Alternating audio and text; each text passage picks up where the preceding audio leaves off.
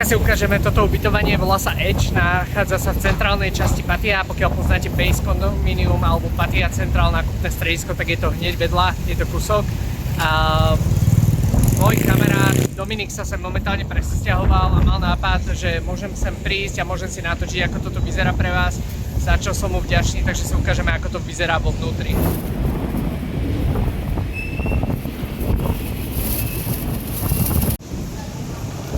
Vám sem natočím aj takúto nejakú prehliadku, aby ste videli, ako to vyzerá, keď idete smerom dovnútra. Dominik práve spomenul, že krajší bazén nevidel ešte, tak som zvedavý, čo nás tu čaká.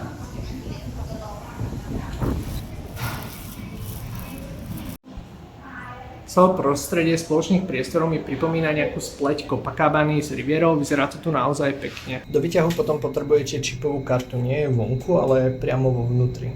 Dominik práve spomínal, že išiel takto na 6. poschodie z toho dôvodu, že rozdiel medzi výhľadom a medzi takýmto nižším poschodím je naozaj veľmi vysoký v rámci ceny. Pýtal som sa taktiež Dominika, či je v pohode, keď budeme natáčať alebo nie, a povedal, že mu to nevadí.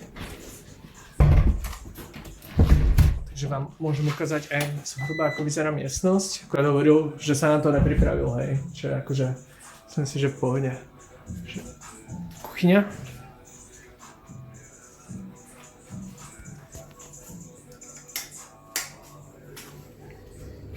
Kúpeľka, sprchový kút. Nechcem tu nejak extrémne veľa natáčať, len aby ste videli zhruba, ako vyzerá tá daná miestnosť. Že tu máš posteľ, tu máš zrkadlo do sprchového kútu, transparentné sklo. Ja si hovoril, že výhľad vzhľadom na cenu je taký skromnejší. A nemáš tu hluk? Lebo pozerám, že dole máš bary. Tak středně, no, ale oproti bejsce to o dost lepší.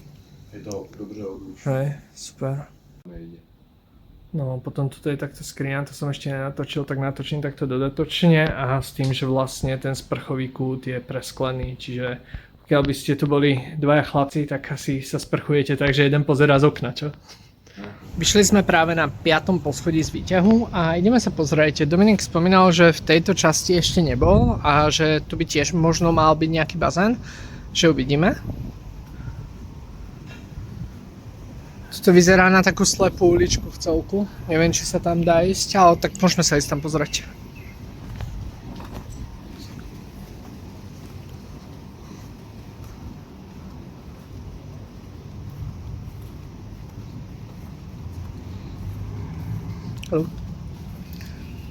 Hej, tu to končí. Že to je v podstate nejaký, môžeme to nazvať nejakým viewpointom možno. Nejaká výhliadka. To máme v pozadí Base, o tom, čo som vám natáčal predtým Reelska, ešte predtým, než som začal natáčať videoblogy, keď sme boli so Sonisou ubytovaní tu. Sa si mal lepší výhľad, čo? Jo, o dost. Na Central Festival a na moře. Keby si si mal znova vybrať medzi Edgeom a vlastne Baseom, čo by si vybral? Či Base. Je tam vedel práve ten hluk, ale možno si mal inú miestnosť? Pokud nejde o hluk, tak určitě Base. Hej. Pokud jde o hluk. Ale ty predpokladám, že nechodíš spávať tak okolo 10. večera. Večer ráno. Stávame sa potom sem do tej druhej časti. Vyzerá to tak, že tu je nejaká akurát záhrada na posedenie, pokecanie.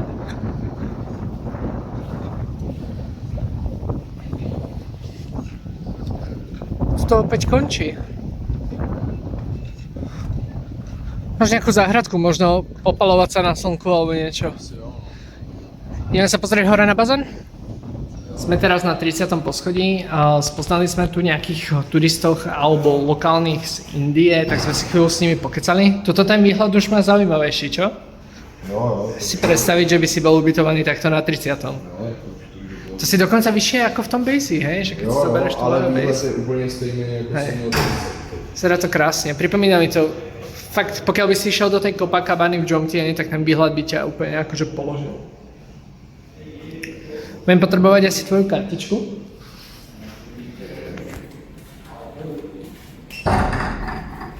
Ja. Tu máme Muxovací kútik. Si ani nevedel, čo tu máš, čo? Bol si už tu? Tu máš laundry room. Vieš, ako to funguje? Dojdeš, sem hodíš nejaké mince, pokiaľ sú tu na mince. Hej. Tu máš rôzne ako keby práčky, tam si môžeš normálne oprať veci. Sorry. A toto máš tú mašinu, neviem, či vieš. Ale sem, keď hodíš, tuším, je to 1 baht za liter, tak tuto máš prefiltrovanú osmosovú vodu.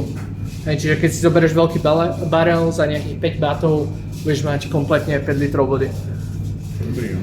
Hej, a tuto vidíš, tuto máš presne, ako keby hodíš mince, zapne sa ti práčka. A co prášek? A prášek si musíš tuším doniesť, hej, inak všetko tuto máš napísané, aj tie ceny sú 40, 50, 60 bahtov. Čiže pre práci môžeš kľudne aj tu, nemusíš míňať za nejaký laundry service. Čo máme tu? Tu je chodba. Tu sú pokoje. Jo. Tu máme fitko. Budem potrebovať asi tiež tvoju kartičku.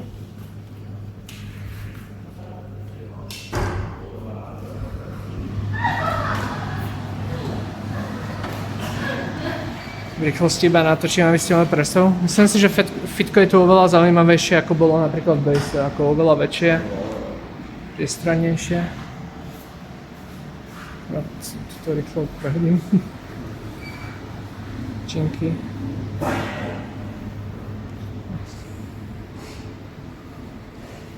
Nerád natáčam, pokiaľ sú vo fitku ľudia, ale čas nám to momentálne nedovoluje, tak verím, že nikto s tým nemá problém.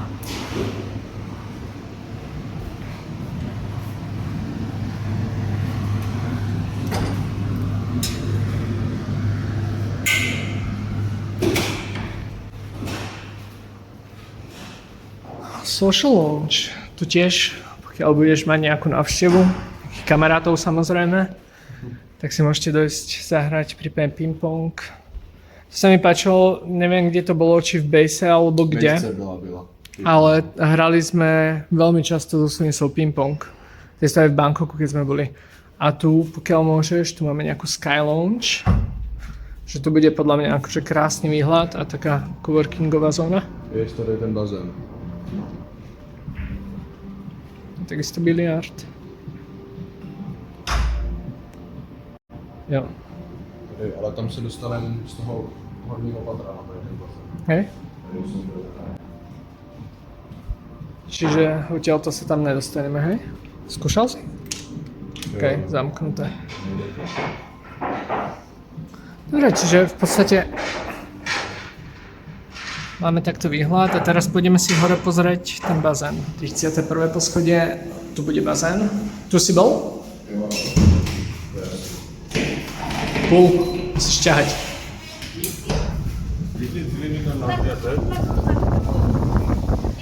Prísahám, že jediní ľudia, aj teraz, jak bol Patiara maratón, hej, tak reálne jediní ľudia, ktorí vždycky do mňa narazia, sú ľudia. Fakt, akože ja ako nechápem, není to Tajec, není to Angličan, není to proste nikto, vždycky proste vyskočil do záberu IT, alebo aj teraz, jak sme prechádzali, nemôže počkať 2 sekundy, ale musí do mňa proste naraziť. No na ulici to je strašne. Takže akože toto je jedna z vecí, ktorá ma vytačala v Malajzii v Kuala Lumpur strašne a toto mi začína troška liesť na city tiež. Tu máme bazén, výhľad teda, polovanie. A tu je bazén.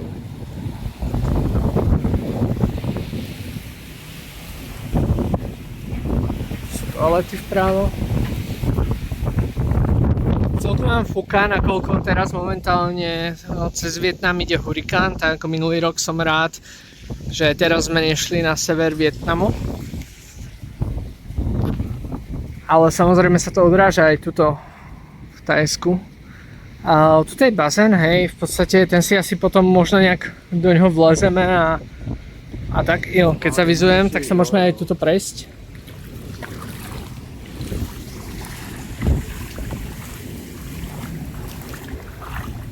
No, prepotený chlapec ide sem. Stretli vo výťahu a išli po ňom a bolo to strašné teda ako. To sú takto miesta na ležanie a sedenie. Vidíme, ako ďaleko môžem ísť. Necháme, prečo dali zelenú farbu dole. Vyzerá úplne lákavo potom. Tamhle paráda. Tam. Hej, tam je taká tá vysutá zóna.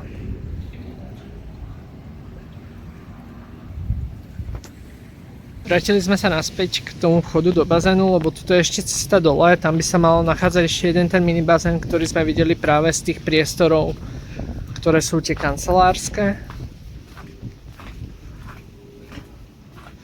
Tu po stranách sú tiež také lahatka. Hej, tuto vám natočím, je jedno prázdne, tie vyššie sú obsadené. Že tu tiež si človek môže na chvíľku odpočinúť. Tu máme slepú uličku. To je ten vysutý bazén, čo si spomínal, že je pekný výhľad z neho. Niečo také máš v tej Copacabane potom tiež. A máš to presklené aj dole.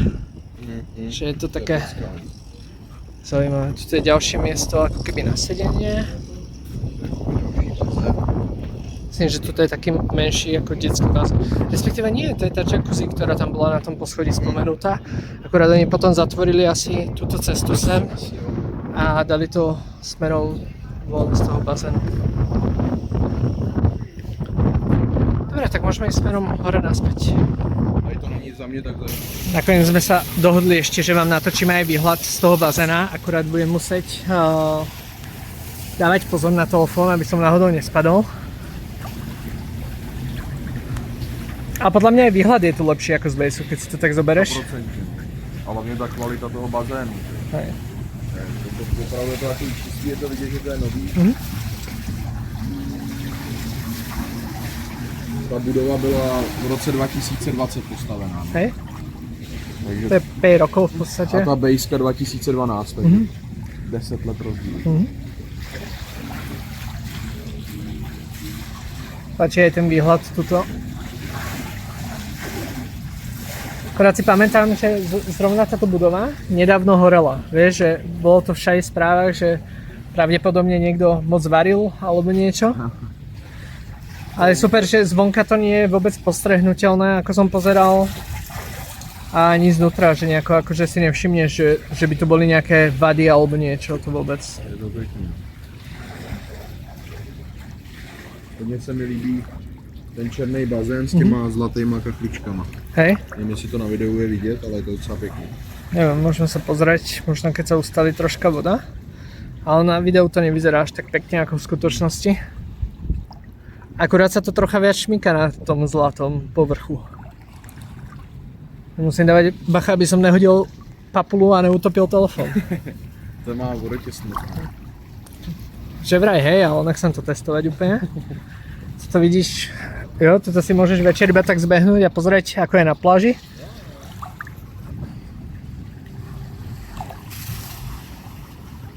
Poďme sa pozrieť ešte na ten vysutý bazén, tuto, kde nič pod tým nie je. Som zvedavý, ako to vyzerá.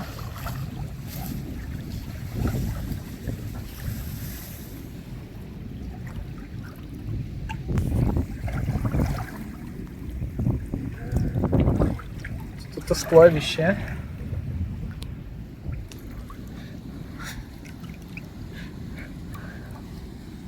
Nie si miestny, vieš plávať, hej?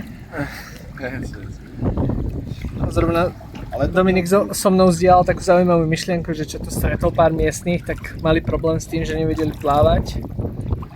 Či si hovoril, že boli také ďalšie ako keby veci?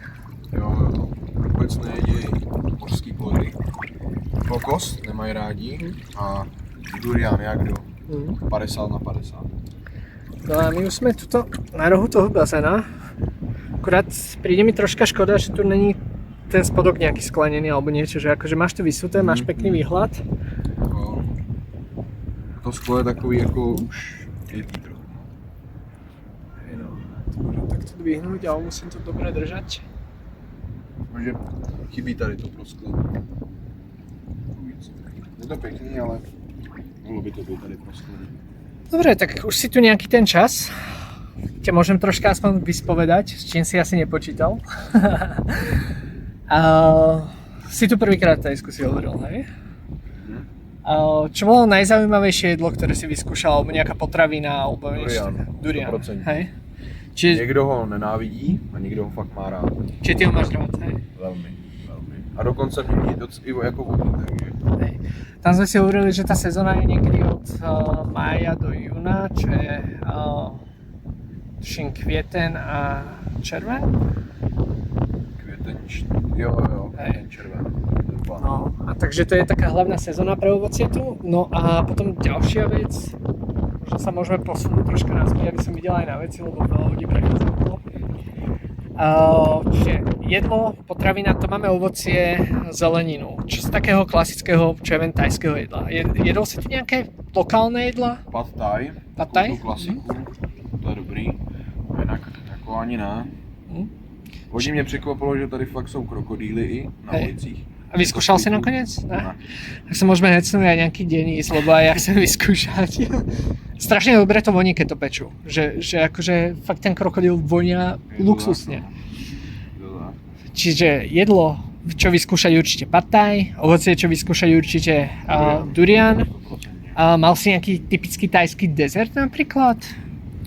Jedol si bingsu napríklad?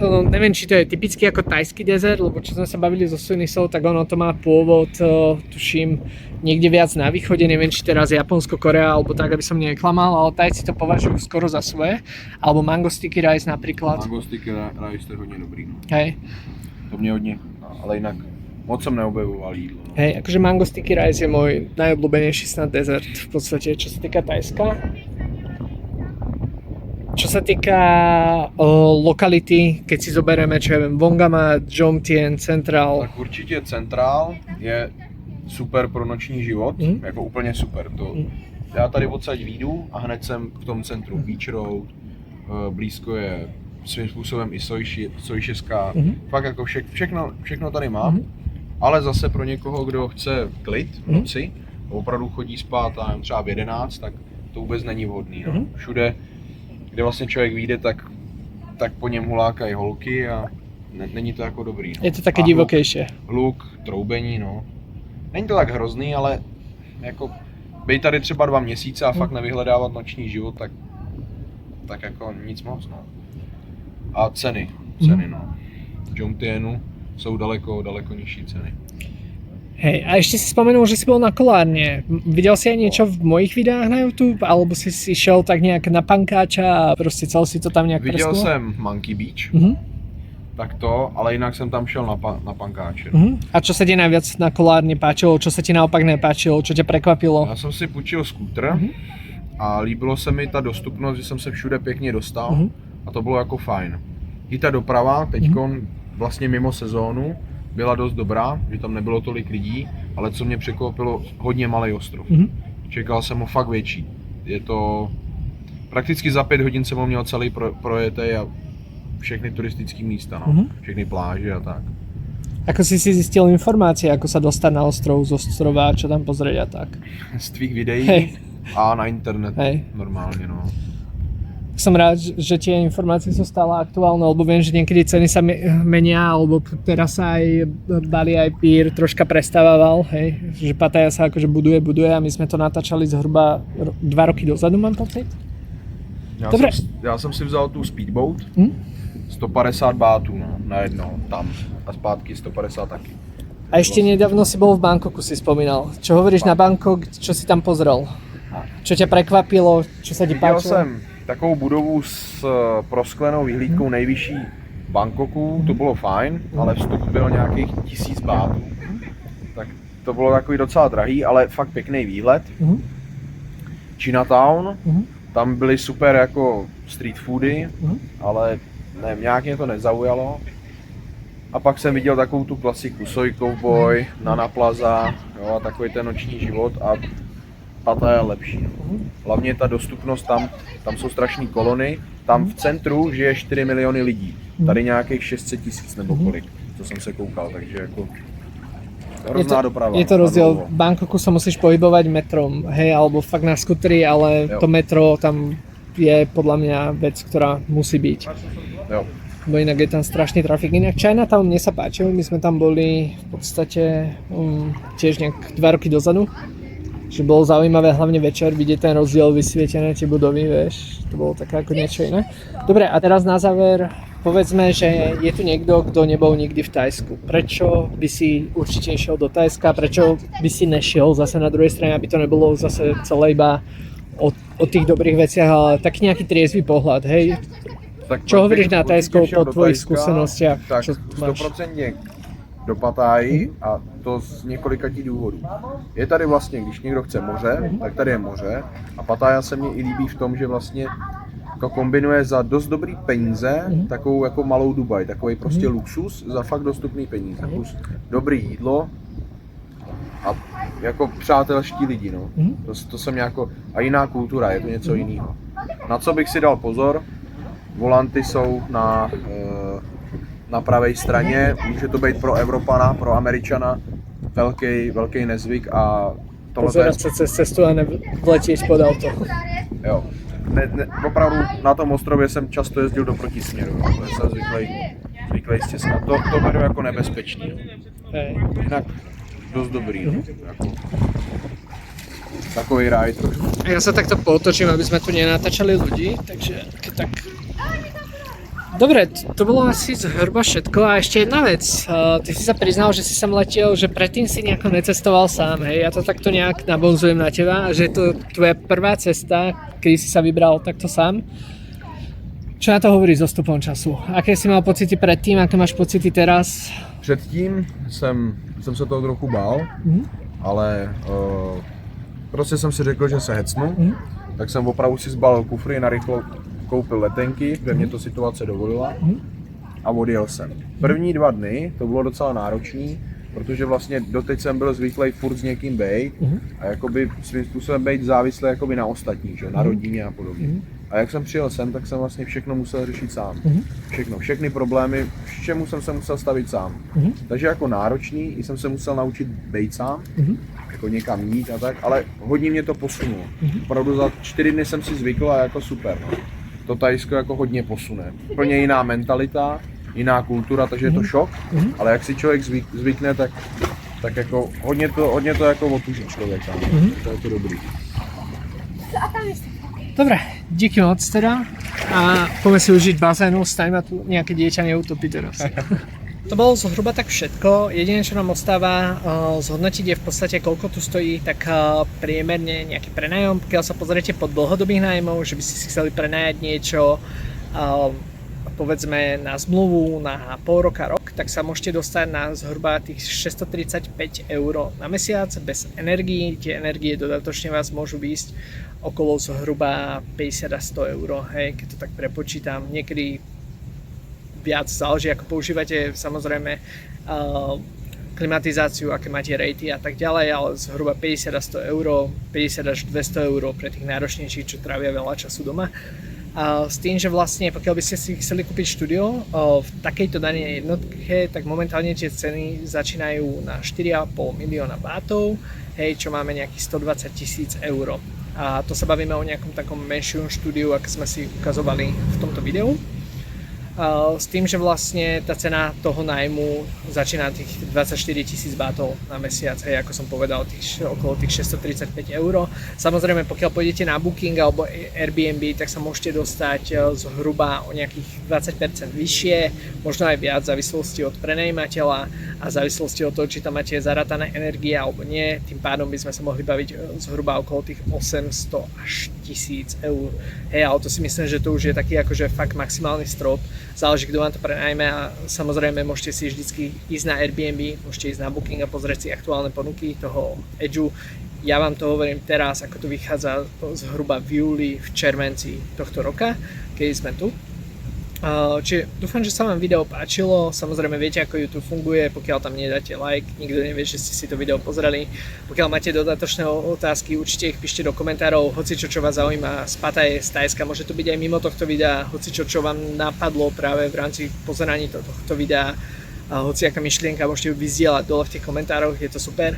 No a pokiaľ sa niekto z vašich známych chystá do Pattaje alebo niekto z vašej rodiny, tak mu môžete poslať toto video, lebo keď porovnám Base a keď porovnám Edge, tak samozrejme ten Edge je troška drahší, ale ako ste mali možnosť vidieť aj vo videách predtým a teraz, tak jednoznačne je tu väčšie fitko, je tu oveľa prázdnejší bazén, výhľad je tu oveľa krajší, ako celkovo to prostredie je oveľa luxusnejšie podľa mňa ako v tom base. Zase v tom base, keď sa pozrieme, tak za lepšiu cenu môžete mať napríklad lepší výhľad a neviem, čo by som k tomu tak dodal. To je asi všetko, majte sa krásne.